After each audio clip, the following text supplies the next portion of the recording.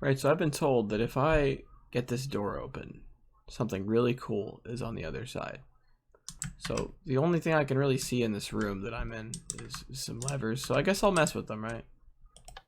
So nothing, I mean, getting some piston sounds over there that I'm hearing. Sometimes I don't. Oh, looks like we got it open. All right, well, that was well worth my time. Let's go ahead and close this up for the next person. All right. Now I know the guy who made this. It's me. So I'm gonna go over here. I'm gonna screw with that son of a gun. I'm just gonna change up his lock. I think that was what it was already set to. Yeah, we'll do that. Screw this dude. He sucks.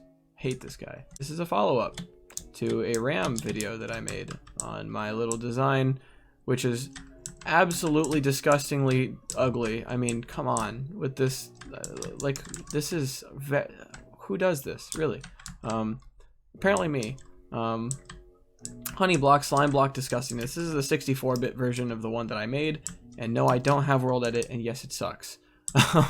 So over here, I've used the idea from a comment that I saw on that post that was referring to a combination lock that could, you could reprogram it with the system that I made. And I was like, yeah, you definitely could do that. And then I racked my brain for a few days and I was like, how the hell would you do that? So I figured it out. The way this is going to work is it uses program memory, which you can find in Redstone computers, yes, and it's actually very simple. The way it works. And the program memory basically just says, okay, turn this bit on, maybe these 2 bits, maybe turn these 3 bits on. I basically thought of every combination you could input except for just 0. The way you would do 0 is just by putting a button on the right line and then writing nothing into the pistons. So this works is you hit a button and it powers those 2 momentarily, but at the same time it powers the right line, which goes into a T flip-flop. And that just basically updates the pistons, telling them, hey, these 2 things were powered.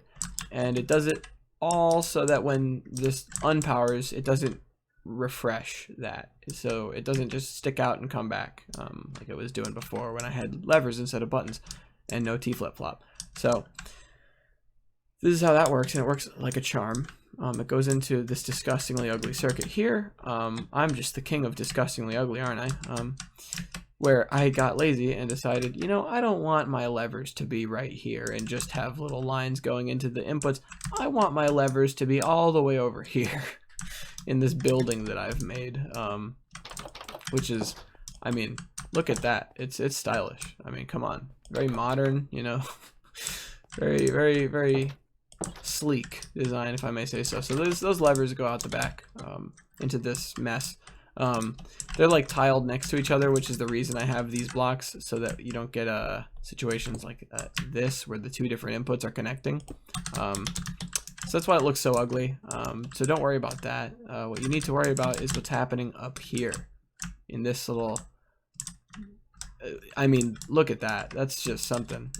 So you've got these 2 pistons that are actually connected straight to the bud powered pistons back here. So they come out, they turn this redstone line on, and so this is just set up, if you think about it, like one piston has just regular power going to it, the next piston has a NOT gate going to it, so one of them is going to be extended while one of them is not, and vice versa. You can see that with this, one is going to be extended, one of them is not going to be extended. And what this does is it allows the whole circuit to be very selective over which inputs it's looking for, where it's letting them go, where it's not letting them go, and if the input is incorrect, what that does to the whole system. There's actually a bypass at the end, which we'll get to in a moment. But basically, power goes over here, and as you can see with the ones that are powered, this will actually extend. This one will retract. So when this one extends, basically, it's allowing power to actually get through here, number one, but it's also keeping power from going underneath. You see this little line here that runs perpendicular to these lines. This line actually connects all 4 bits. If you see, it goes connecting these 2, And then if this wasn't here, it would connect that. And if that wasn't there, it would also connect that one. So these, which are, you know, admittedly very ugly, I know. I mean, I could make it prettier and kind of like stagger it like that and, you know, do that. But, you know, I just didn't want to at the time, I guess. It was just didn't cross my mind. But yeah, this just connects all 4 bits. And it runs underneath the whole thing, actually. And it goes beyond here and powers this little bypass piston, which the role of this is to just block anything coming out of the end. So that if the correct input is put in and it's trying to send signal through and an incorrect signal is being placed as well, no deal. You're not getting the signal through because there's something incorrect in that code. So basically, that's what that bypass is for. Now this little circuit up here, if you're fancy and smart, you know that this is an AND gate. Basically, a bunch of lines from a bunch of torches going to this one torch, right? So it's ANDing all of them together. And the selective part of this is up here. So this is what allows the system to know which signals to look for and which to not allow, right?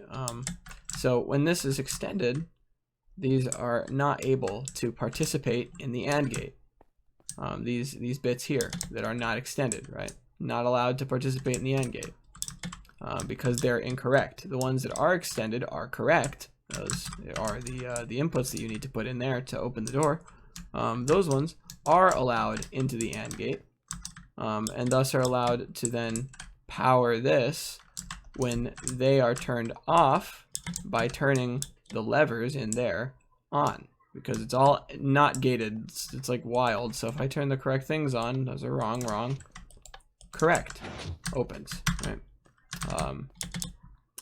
So basically, yeah, that's how that kind of works. It's a very selective system, and boy, oh boy, I really like the way this specific section of it looks right here. That looks fantastic.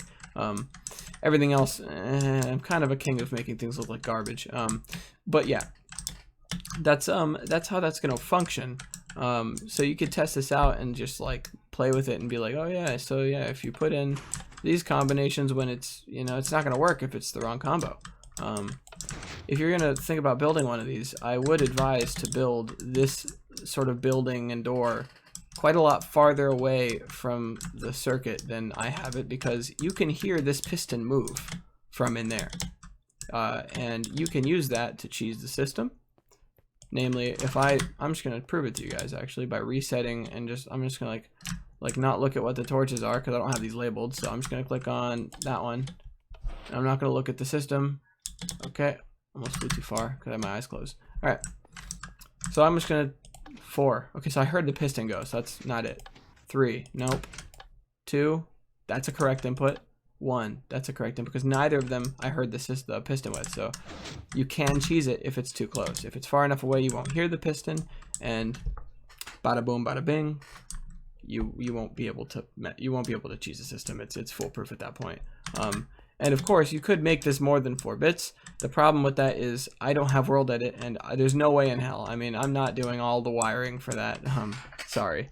But for the 4-bit system, yeah, this is I mean, you've got 16 different combos. I just didn't put the 0 in, so 15 for me. 15, 16 different combos. That's quite a bit to have to choose from. It takes them a while, and if you have an alarm system set up where they're getting consistently wrong, you know, you can get that triggered as well, which will alert you to someone's presence trying to open your damn door. So yeah, that's how this thing works. If you want to figure out how to build this thing, if you could try and copy it based on the video, or you could just bug me in the comments and I'll make another video doing this sort of step-by-step and my thought process and when I did this and all that sort of stuff. So yeah, just bug me hard enough and you'll get that. So I hope you liked the video. See you later.